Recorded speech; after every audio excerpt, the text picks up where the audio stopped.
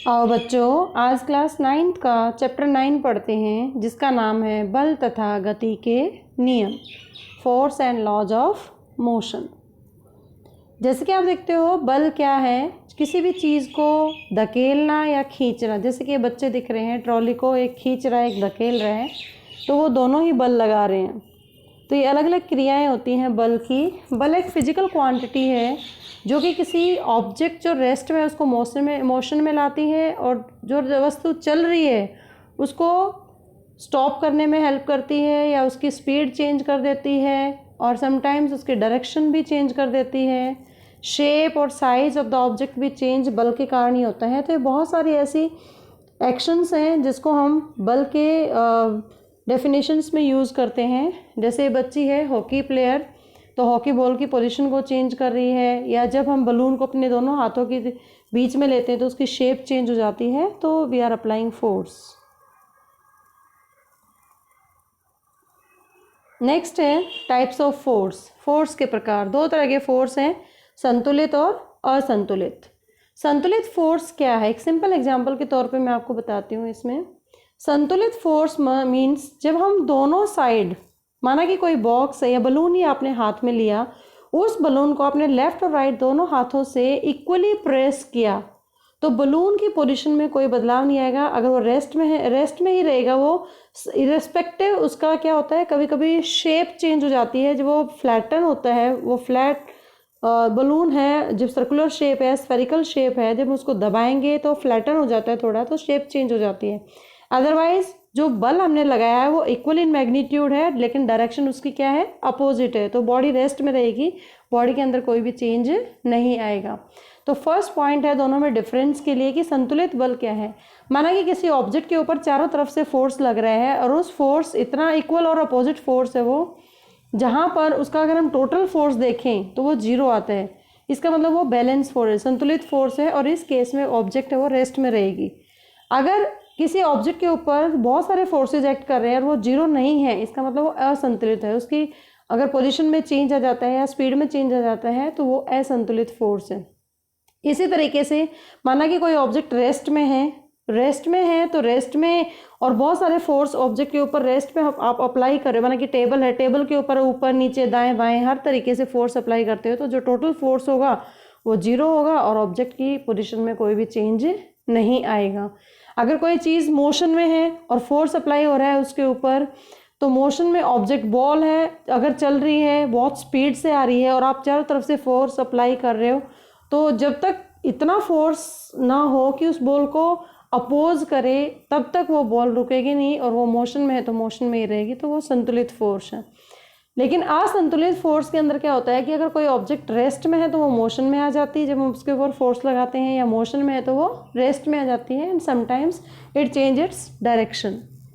तीसरा पॉइंट है कि जो संतुलित फोर्स है ये स्टेशनरी या कोई ऑब्जेक्ट, मूविंग ऑब्जेक्ट है, उसकी पोजीशन को चेंज नहीं करती, इर्रिस्पेक्टिव उसकी शेप बदल सकती है लेकिन उसकी पोजीशन में कोई बदलाव नहीं आता। लेकिन असंतुलित फोर्स में क्या होता है, उसकी शेप एंड साइज और उसके स्पीड में भी बदलाव आता है।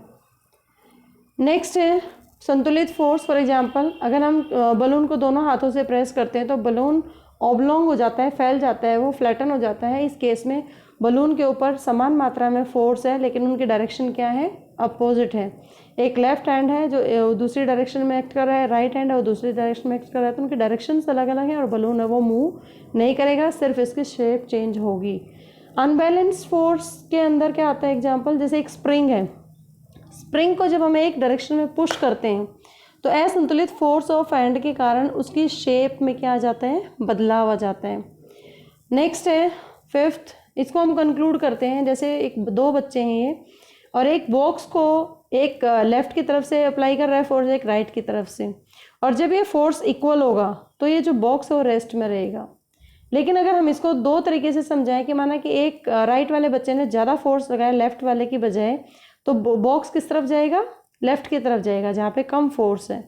इसी तरीके से अगर ये दोनों बच्चे मिल जाएं, एक ही तरफ आ जाएं इस बॉक्स को मूव करने के लिए, तो यहाँ पर बॉक्स है वो इजीली मूव कर जाएगा, क्योंकि उसका जो बच्चों ने जो फोर्स अप्लाई किया वो फोर्स उसके घर्षण बल के से फोर्स से ज़्यादा है, जिसकी वजह से वो बॉक्स है वो मूव करने लग जाता है, और इस फोर्स को अनबैलेंस्ड फोर्स या असंतुलित बल कहते हैं। और पहली पिक्चर के अंदर जिसमें बच्चे एक लेफ्ट या राइट की तरफ से और रेस्ट में रहता है बॉक्स, उसको संतुलित फोर्स कहते हैं। अब हम पढ़ते हैं न्यूटन का पहला नियम। न्यूटन का पहला नियम क्या कहता है, इसकी परिभाषा क्या है।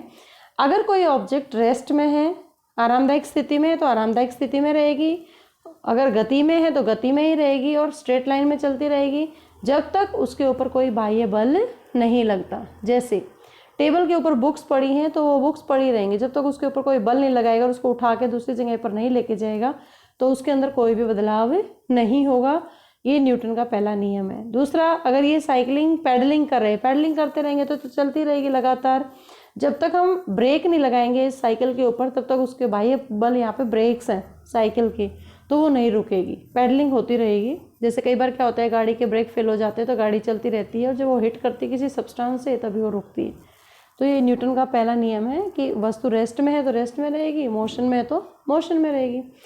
जो न्यूटन का पहला गति का नियम है उसके 3 पार्ट्स हैं। पहला पार्ट है, अगर कोई ऑब्जेक्ट आरामदायक स्थिति में तो आराम में ही रहेगी जब तक उसके ऊपर बाह्य बल नहीं लगता, उसकी स्टेट ऑफ रेस्ट के चेंज में कोई भी बदलाव नहीं आएगा।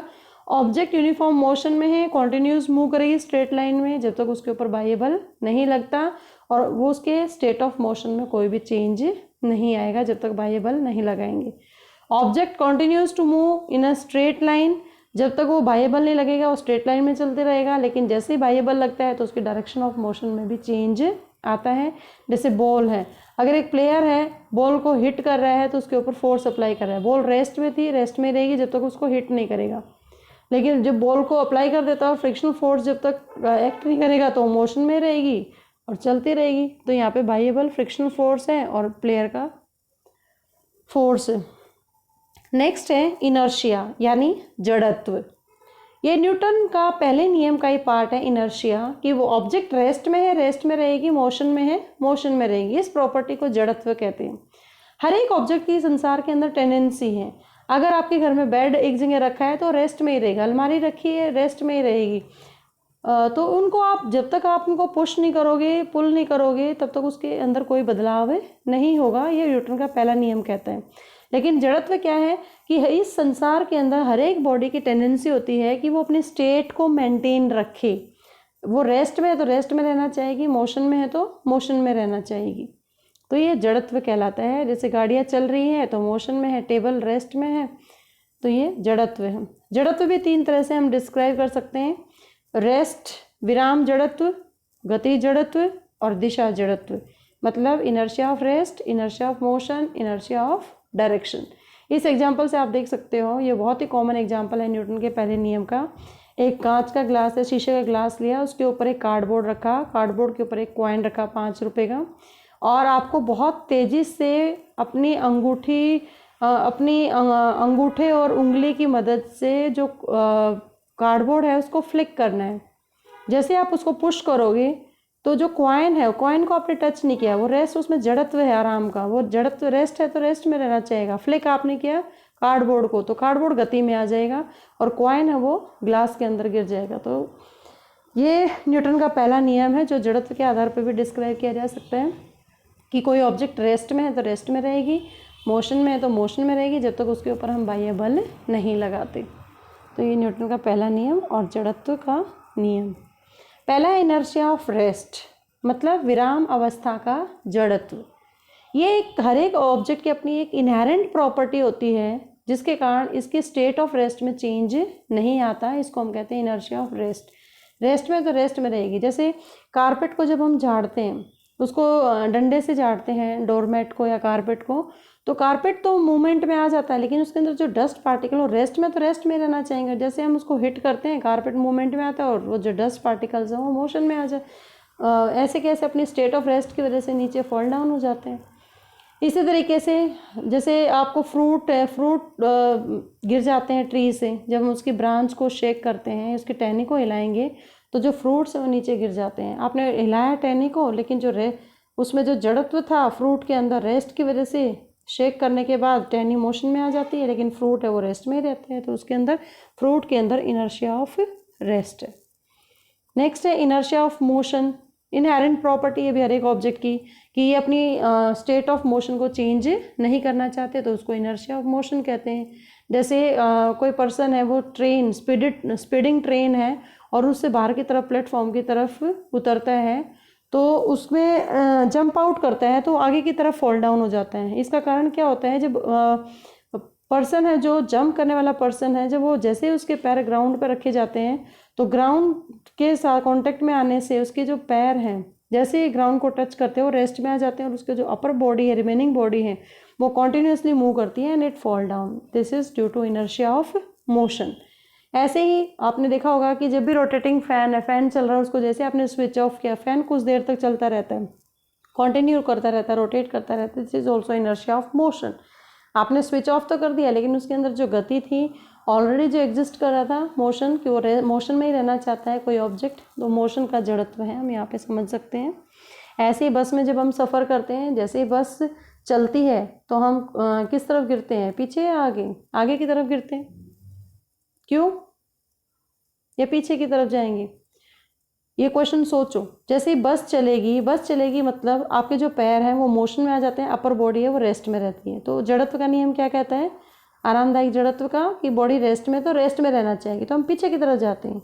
लेकिन जैसे ही ड्राइवर ब्रेक लगाता है तो हमारी बॉडी आगे की तरफ आती है, क्योंकि हमारा अपर पार्ट मोशन में और नीचे वाला पार्ट रेस्ट में आ चुका होता है। जैसे मैंने ट्रेन का एग्जाम्पल लिया, तो हमारा मुँह, जो अपर बॉडी है वो आगे की तरफ मूव करती है और पैर रेस्ट में आ जाते हैं। तो ये इनर्शिया ऑफ मोशन और इनर्शिया ऑफ रेस्ट का एग्जाम्पल है कि चलती हुई बस के अंदर हम बैकवर्ड या फॉरवर्ड मूव करते हैं। ऐसे इनर्शिया ऑफ डायरेक्शन है, ये भी ऑब्जेक्ट के अंदर प्रॉपर्टी है कि इनर्शिया ऑफ डायरेक्शन की स्टेट को वो चेंज नहीं करती, ये इनहेरेंट प्रॉपर्टी है। जैसे व्हीकल्स हैं, अगर मड गार्ड लगे होते हैं व्हीकल्स के अंदर, मड गार्ड्स में क्या होता है, जो मड होता है, कीचड़ होता है, वो स्पॉइल कर देता है। अगर ये गार्ड्स ना हो तो स्पॉइल कर देगा पूरे व्हीकल को, उस पर छींटे ही आ जाएंगे सारी, हर जगह मड स्टिक हो जाएगा। लेकिन जैसे ही मूवमेंट आती है, इसके अंदर क्या होता है कि जो मड स्टिक हो जाता है व्हीकल्स के द्वारा, वो फ्लाई ऑफ करता है। जैसे व्हीकल टर्न करता है, डायरेक्शन चेंज होती है जैसे ही व्हीकल की, तो वो जो टेंजेंशियली मूव करेगा, जैसे एक सर्कुलर पाथ होता है उसमें हर पॉइंट पे चेंज होती है डायरेक्शन, ऐसे वो मूवमेंट में आ जाता है, सर्कुलर शेप में डायरेक्शन चेंज होती है। तो मडगार्ड क्या करता है, उसको टेंजेंशियली फ्लाई ऑफ कर देता है और वो गाड़ी के साथ स्टिक नहीं होता। ऐसे ही जब हम गाड़ी में बैठे होते हैं और एक कर्व आ जाता है, तो जैसे ही गाड़ी राउंड टर्न करती है हम बेंड हो जाते हैं सेंट्रीफ्यूगल फोर्स की वजह से, और जो पर्सन अंदर बैठे होते हैं वो थ्रोन आउट फेंके जाते हैं एक बल के द्वारा। तो ये क्यों होता है? जैसे कार टर्न करती है तो पर्सन अपने आप को उसी ओरिजिनल पोजीशन में मेंटेन करने की कोशिश करते हैं, जैसे साइकिल पे बच्चा है, तो ये इनर्शिया ऑफ डायरेक्शन की वजह से। नेक्स्ट है how inertia and mass are related to each other, मतलब जड़त्व और द्रव्यमान में क्या रिलेशन है।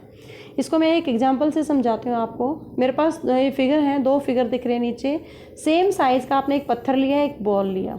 अगर हम दोनों को सेम साइज़ अनइक्वल मासेस हैं, या फुटबॉल या stone of the same size है लेकिन मासेस उनके अलग अलग होंगे, नेचुरली पत्थर का वेट अलग है और बॉल का वेट अलग है। जैसे हम फुटबॉल को किक करते हैं, एकदम फुटबॉल फ्लाई ऑफ हो जाती है, और स्टोन को करेंगे वो हार्डली मूव करेगा।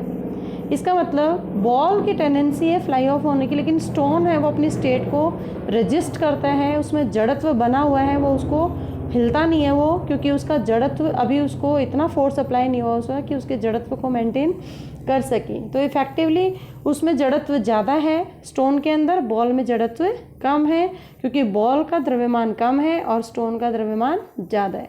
तो यहाँ से कंक्लूजन क्या निकला कि जितनी हैवियर बॉडी होगी इनर्शिया उतना ही ज़्यादा होगा, और इसमें इसका मतलब जो द्रव्यमान होता है किसी ऑब्जेक्ट का, उससे हम पता लगा सकते हैं कि उसका इनर्शिया कम है या ज़्यादा। जैसे ट्रक है और साइकिल है, एग्जाम्पल आप देख सकते हो, ट्रक का इनर्शिया क्या होगा? ज़्यादा, क्योंकि उसका मास क्या है? ज़्यादा है। साइकिल का मास कम है तो उसका इनर्शिया भी क्या होगा?